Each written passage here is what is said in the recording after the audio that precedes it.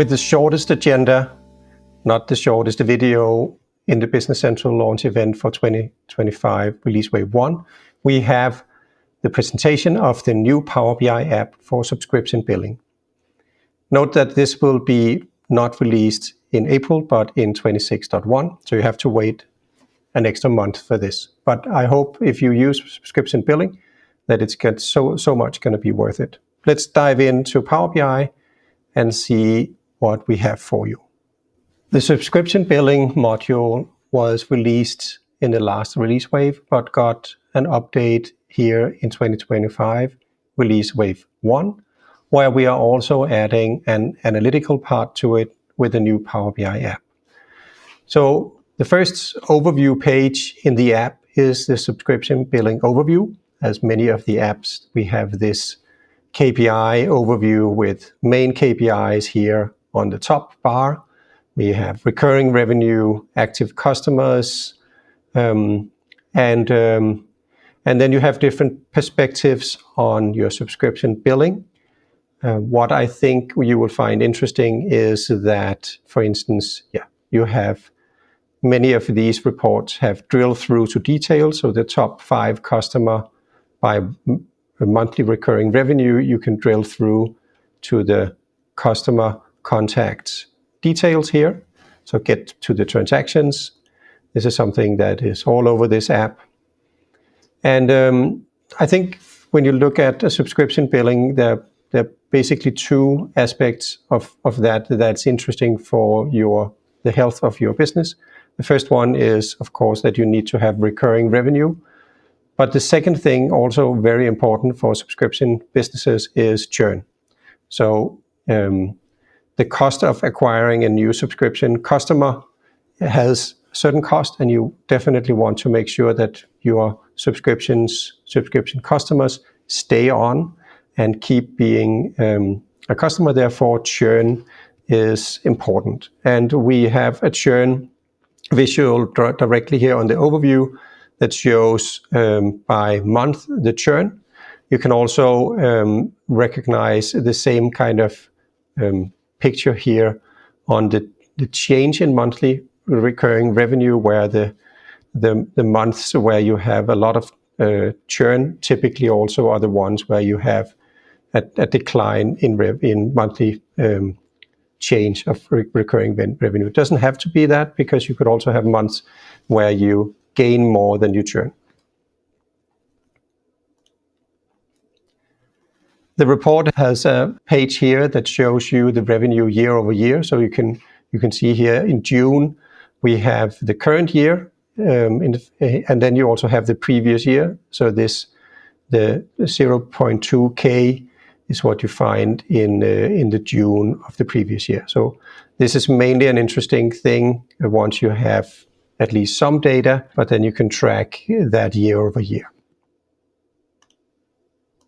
In the revenue development report, you can see both the changes for new subscriptions, but you can also see both churn and downgrade in case you have like different levels for a subscription.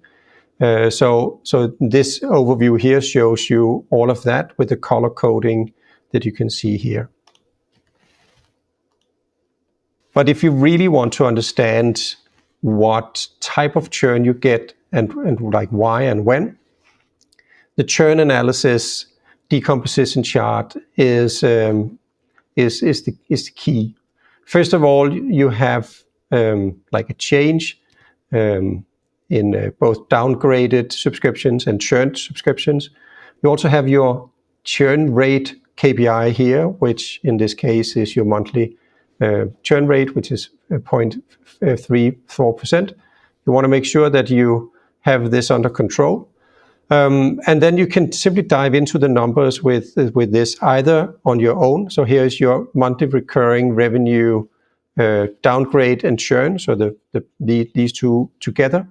In this visual here, it's already distributed over change type. But if I just remove these, I can have an AI explain or a statistical model explain the key contributors to my churn or my downgrades. It might be that you have not a lot of variation if the data set, then you get these flat structures, but hopefully soon we'll be able to see some variation of that. This is not going well. Let's just have a look. If not, then I might want to, never mind. In this data set, the AI is not really helping, so I'll just do analysis myself where I go in and check out churn type. So let's just get rid of the last few here and simply say I would like manually to understand the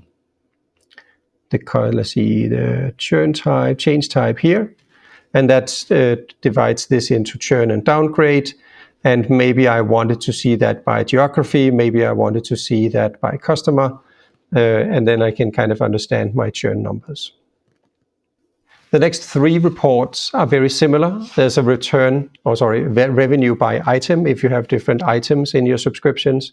There's a revenue by customer where you can see the revenue but by the customer dimension.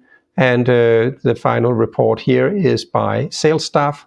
So also something where you can look at your monthly recurring revenue that was sold by different salespeople. In this case, we have our old friend Jim Olive, and we can even, for Jim's, because I now know Joe is Jim's initials, I can even, if you remember the number 962, I can dive into the details of this and actually see the transactions behind this. These are all the customer subscription transactions, contract lines, and if I go down here and check out the revenue, change in revenue, it's 962. So that reconciles that report.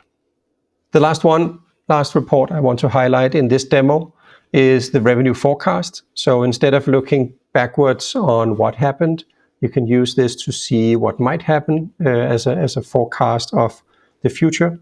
Note that this report does not take churn percentages into account. So just so you're aware of that.